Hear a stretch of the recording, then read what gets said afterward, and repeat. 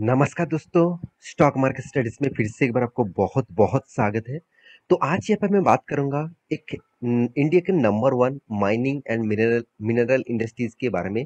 तो mining and mineral industries में देखा जाए तो नंबर वन है कोल इंडिया, जो सिर्फ कोयला का माइनिंग करता है और कोयला के ऊपर ही टोटली उसका प्रोजेक्ट चलता है। कंपनी का टोटली कोयला के ऊपर डिपेंडेंट है। तो आज मैं बात करूंगा इंडिया के सेकंड लार्जेस्ट कंपनी, जो एक्चुअली नंबर वन था, अभी सेकंड लार्जेस्ट कंपनी हो चुके हैं माइनिंग इंडस्ट्रीज में। वो है वेदांता।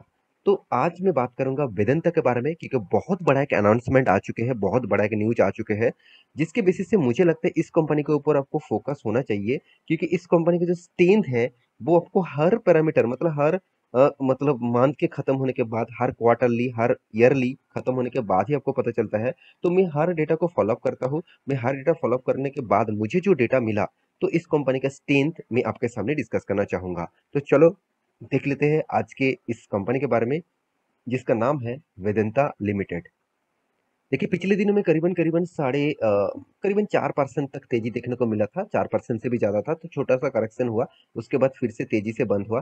तो देखिए, कंपनी के जो चार्ट पैटर्न है, मैं आपको एक बार आपको प्रीवियस दिखा दूं, तो 5 दिनों में करीबन 7.5% से भी ज्यादा तेजी देखने को मिला।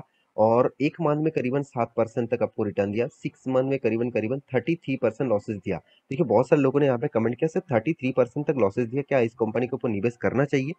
तो पहले आपको बता दूं, और भी डेटा देख लीजिए। एक साल में करीबन 7% तक लॉसेस, 5 साल में कितना, करीबन 14% तक लॉसेस, और मैक्सिमम में कितना, करीबन 7,900% का रिटर्न।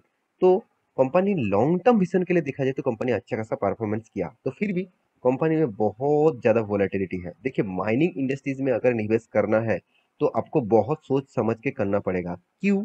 आपको मैं बता दूं कि ग्लोबली जो मार्केट है, ग्लोबली मार्केट के ऊपर इम्पैक्ट करते हैं जो कमोडिटी प्रोडक्ट है। कमोडिटी मतलब जैसे सिल्वर हो गया, जैसे क्रूड ऑयल हो गया, जैसे मतलब लीड हो गया, जैसे नेचुरल गैस हो गया, जैसे मतलब मान के चलिए ऑयल हो गया, साथ ही साथ कॉपर हो गया। तो इस तरीके से जो प्रोडक्ट है, वो टोटली जो देखा जाए तो एक कमोडिटी प्रोडक्ट है। और कमोडिटी प्रोडक्ट ग्लोबली मार्केट के बेसिस से चलता है, मतलब ग्लोबली जिस जिस तरीके से प्राइस ब्रांड है, उसके बेसिस से चलता है। तो इस तरीके से कंपनी में वोलेटिलिटी इसीलिए होता है, जब मार्केट के ऊपर पॉजिटिविटी नेगेटिविटी आता है, तो इस तरीके से मतलब अप एंड डाउन देखने को मिल सकता है। तो चलो आज इस कंपनी के बारे में कुछ डिटेल्स आपको दिखाऊंगा, तो और भी आपको क्लियर हो जाएगा कि इस कंपनी फ्यूचर के लिए कितना आपको प्रोबेबिलिटी देते हैं कि फ्यूचर में इस कंपनी अच्छा खासा ग्रोथ कर पाएंगे। तो चलो, सबसे पहले कंपनी जो न्यूज पब्लिश किया वो मैं आपको दिखाऊंगा। तो उससे पहले कंपनी का बिजनेस क्या है वो समझ लेते हैं। अब देखेंगे तो कंपनी के ऊपर डिटेल्स आप देखेंगे तो वेदांता लिमिटेड इज ए, यहाँ पे देखिए, डाइवर्सिफाइड नेचुरल रीजन्स ग्रुप। यहाँ पे देखिए, एंगेज इन एक्सप्लोरिंग। तो कंपनी एक्सप्लोरेशन जो प्रोडक्ट्स है, उसके ऊपर काम करते हैं। देखिए, कंपनी का जो प्रोडक्ट है, आप यहाँ पे देख सकते हैं, जिंक है। कंपनी जो प्रोडक्शन करते हैं, साथ ही साथ सेल भी करते हैं, मतलब माइनिंग भी करते हैं, और उसका प्रोडक्ट को मतलब रिफाइनरी भी करते हैं, साथ ही साथ सेल्स भी करते हैं। तो उनमें से जिंक है, लीड है, सिल्वर, कॉपर, एल्यूमिनियम, आयरन और एंड ऑयल एंड गैस। तो कंपनी देखा जाए तो ज्यादा से ज्यादा कमोडिटी के हर प्रोडक्ट के ऊपर कंपनी माइनिंग और मतलब माइनिंग भी करते हैं, साथ ही साथ सेल्स भी करते हैं। तो कंपनी सिर्फ गोल्ड के प्रोडक्ट के ऊपर ही माइनिंग नहीं करते, बाकी सारे के सारे प्रोडक्ट्स को वो माइनिंग करते हैं। तो उनका जो टोटल अक्रॉस जो मतलब उसका जो कस्टमर है, मतलब जिसको माल बेचते हैं और जहाँ पे माइनिंग करते हैं, उनमें से इंडिया है, साउथ अफ्रीका है, नमीबिया है, साथ ही साथ आयरलैंड है, और यहाँ पे देखिए लिब्रिया है, साथ ही साथ यूएई मतलब यूनाइटेड अरब अमीर सही भी है। तो इनमें से कंपनी का जो परसेंटेज है आप देखेंगे, तो अकॉर्डिंग जो कंपनी का जो परसेंटेज है टोटल रेवेन्यूज का, उसमें 65% रेवेन्यू सर इंडिया से ही उसको कमाने का मौका मिलता है। मलेशिया में 9%, चाइना में 3%, यूएई से 1%, एंड अदर्स कंट्री से 22%। तो ये कंपनी का खासियत मैं आपके सामने डिस्कस किया। तो अभी कंपनी ने जो न्यूज पब्लिश किया वो आपको दिखा देता हूँ। तो कंपनी ने एक बहुत बड़ा न्यूज पब्लिश किया। इस न्यूज को ध्यान से देखना, आपको पता चलेगा कि कंपनी में स्ट्रेंथ कितना है। तो आप देख सकते हैं वेदांता एल्यूमिलियम्स। तो मैं पहले बता चुका हूँ, वेदांता एल्यूमिलियम, स्टील, साथ ही साथ सिल्वर और नेचुरल गैस, इस तरीके से प्रोडक्ट का माइनिंग करते हैं। तो उनमें से एल्यूमिलियम आउटपुट रेज 2% टू 5.84 पर लैक्स टॉन्स, मतलब 2% का यहाँ पे जंप हुआ और वो भी 5.84 lakh ton in second quarter of financial year 2023। मतलब क्वार्टर टू रिजल्ट शुरू हो चुके हैं, इनमें से वेदांता का रिजल्ट अभी भी आना बाकी है।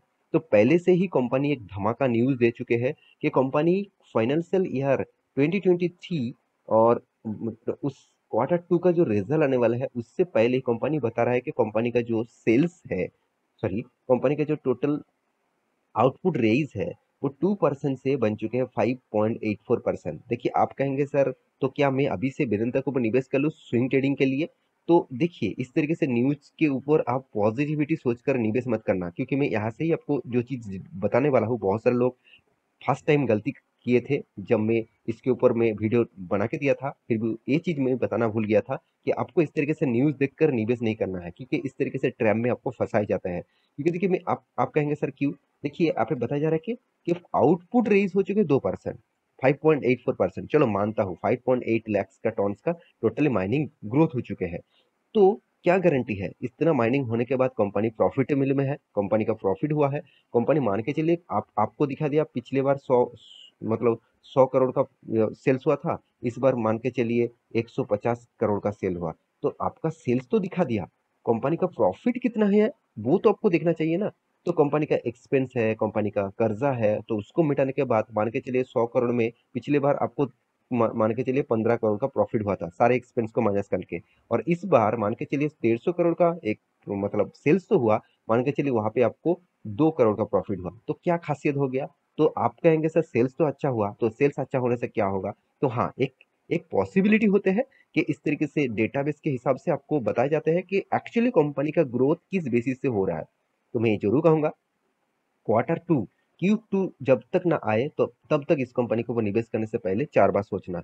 अब देखेंगे तो यहाँ पे दिखा जाए दाम, यहाँ पे देखिए माइंड मेंटल आउट, यहाँ पे देखिए output of zinc India during the July September quarter also went up by 3% 2,55,000 tons over 2,48,000 tons some period of the previous finance जो फेस जो फिजिकल है, मतलब जो प्रीवियस फाइनेंशियल ईयर है तो उससे ज्यादा जिंक का भी ग्रोथ हुआ, एल्यूमिनियम की भी ग्रोथ हुआ। तो इसी के बेसिस से मैं जरूर कहूंगा वेदांता के ऊपर फोकस रखना, क्योंकि वेदांता ने बहुत बड़ा अनाउंसमेंट किया, करीबन 5,84,000 टॉन्स का टोटल सेकेंड क्वार्टर आने से पहले ही कंपनी ने बता दिया। इस तरीके से एल्यूमिनियम का माइनिंग का टोटल टॉन्स का मैन्युफैक्चरिंग हुआ है, मैन्युफैक्चर मतलब माइनिंग हुआ है। तो कंपनी का ये जो ग्रोथ ऑफ पोटेंशियल है ये तो आपको सामने डिस्कस किया, अभी साथ ही साथ जिंक का भी ग्रोथ हुआ। आप देख सकते हैं the mined metal output zinc India during the July and to September, तो जो पीरियड था, तो इस जो पीरियड मतलब क्वार्टर टू का जो पीरियड चला था उस पीरियड में आप देख सकते हैं quarter also went up the 3% to 2,55,000 tonnes over the 2,48,000 tonnes in the same period of the previous फसल। मतलब प्रीवियस में 2,48,000 था और इस बार 2,55,000 बन चुके हैं। तो इसका मतलब कंपनी का जो सेल्स है वो ऑब्वियसली सेल्स का ग्रोथ हुआ है, मतलब सॉरी प्रोडक्शन का ग्रोथ हुआ है। अभी देखना है वो कितना सेल्स कर पाए और साथ ही साथ कंपनी का कितना प्रॉफिट हो पाया। तो वो आपको चीज देखना पड़ेगा, उसके बाद कंपनी के ऊपर डिसीजन लेना। तो फिर भी मैं जरूर कहूंगा डिसीजन लेने से पहले 4 बार जरूर सोच लेना, क्योंकि कंपनी के जो ग्रोथ है वो किस तरीके से है वो आपको पहले देखना चाहिए। देखिए कंपनी का एनुअली इनकम बहुत शानदार है, मगर कंपनी का कर्जा 0.50 से ज्यादा है। तो मैं जितने सारे कंपनीज का कर्जा 0.50 से ज्यादा होते हैं मैं उसको तरीके कंपनी से ऊपर निवेश करता नहीं हूँ। अगर निवेश करता भी हूँ तो छोटा मोटा एकदम ना के बराबर, क्योंकि जब तक उसका कर्जा कम ना हुआ और प्रॉफिट मार्जिन ग्रोथ नहीं हुआ तब तक मैं उस कंपनी के ऊपर ज्यादा से फोकस नहीं रखता हूँ। क्योंकि मुझे लगता है जो कंपनी खुद कर्जे में डूबे हुए है वो आपको कहाँ से रिटर्न देंगे? तो आप कहेंगे सर ऐसे भी बहुत सारे कंपनी है जो 2-3-4% का कर्जा लेके रखा है तो फिर भी अच्छा खासा प्रॉफिट दे रहा है। तो वो कंपनी प्रॉफिट तो दे रहा है, क्या फ्यूचर में 10 साल का रिपोर्ट अपने देखे हैं कि उस कंपनी का हालत क्या है? हाँ, एक दो कंपनी ऐसे होगा जो इस तरीके से काम करेगा। तो फिलहाल के लिए मैं इस कंपनी के बारे में आपको दिखा दूं तो कंपनी का जो मार्क सेल्स है वो 42% है, प्रॉफिट ग्रोथ जो है वो 25% है, totally market cap to sales है कितना 0.73%। तो कंपनी में जो स्ट्रेंथ है वो आपके सामने ही दिख रहा है। साथ ही साथ कंपनी का प्रॉफिट एंड लॉस के बारे में बात करूँ तो कंपनी देखिए आपको प्रॉफिट एंड लॉस के बारे में डिस्कस करूँ तो कंपनी आपको लगातार प्रॉफिट नहीं दिया।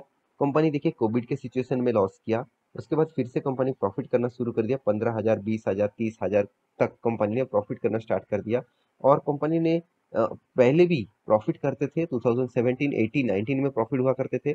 और कंपनी 2015 में और 16 में कंपनी ने लॉसेस किया, और उसके बाद कंपनी फिर से लगातार प्रॉफिट करना स्टार्ट किया।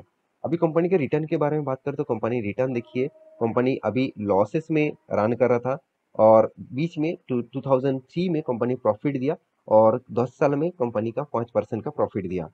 तो इन्वेस्टर किस तरीके से निवेश करके रखे हैं आप देखेंगे तो एफ के पास कितना 17% तक होल्डिंग था। 17% तक होल्डिंग था, आज कितना करीबन 8.5% के जैसा होल्डिंग है। डीएस के पास कितना करीबन 18.5% का होल्डिंग था, अभी 11.5% का होल्डिंग है। पब्लिक के पास कितना 13.5% का होल्डिंग था, अभी 9.5% का होल्डिंग है। तो F I S, D I S, public हर किसी के पास इसका हिस्सेदारी आपको देखने को मिलेगा। और प्रोमोटर के पास कितना 50% होल्डिंग था, अभी 69.69% का होल्डिंग है। तो ओवरऑल बात करूं इस कंपनी के बारे में, तो कंपनी में जो मुझे जो चार्ट पैटर्न दिखा, ये जो वोलेटिलिटी है वो टोटली ग्लोबली इम्पैक्ट के कारण, तो जब भी ग्लोबली कोई इम्पैक्ट आते हैं तो स्टॉक में पिटाई हो जाता है।